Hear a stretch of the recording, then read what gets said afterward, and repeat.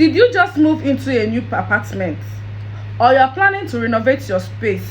You are planning to renovate your office, revamp your room, do a total room makeover for your house. This video is for you. Hi guys, my name is Adobe Team Naya Farati Interiors, and you're welcome to Interior Tips by Ada. The first thing you do when you want to revamp, makeover, or renovate your space from this to that is to do what? To plan your space. So today we'll be discussing how to plan your space. First of all, what is a space? A space is an element of interior design that sets boundary. It is what you do with a space that determines if it's going to be a room, a sitting room, a children's room, even an office.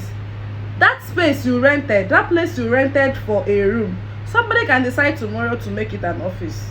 That place you use as an office, somebody can decide to make it a room. That is why any empty room is called a space.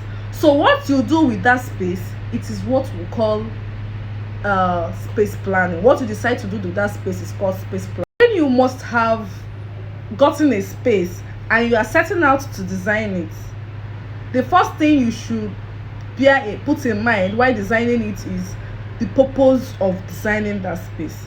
Let's use our sitting room for instance, what you call your parlor. When you want to design your sitting room, the first thing you should consider is the sofa, the TV, the televisions, your AC, and all your curtains. This is because you already have a purpose and intent of designing that parlor. You will not go and bring a 6x6 bedroom and put inside a sitting room.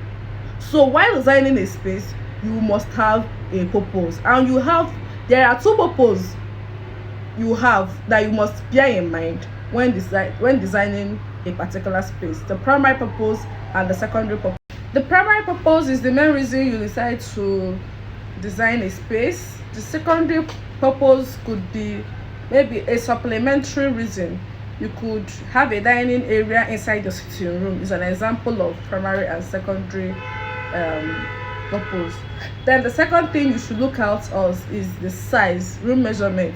The way you design size 1 is not the way you design size 2. The next one is your room orientation. If you don't know what is room orientation, I'll refer you back to our first episode. I explain in detail what orientation is. The next thing on our list is how many people are using that space. If you know how many people are using the space, it will help you to know how to manage.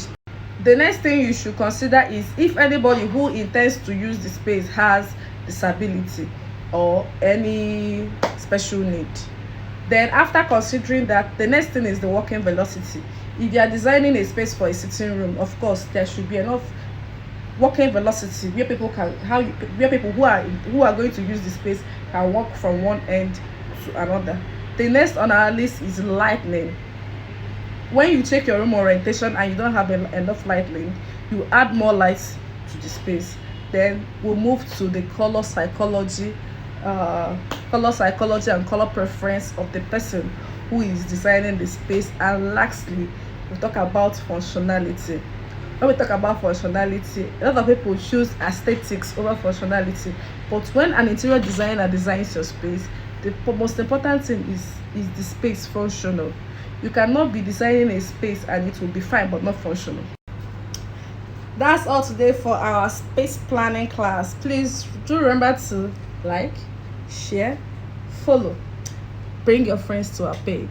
Love you guys. Bye.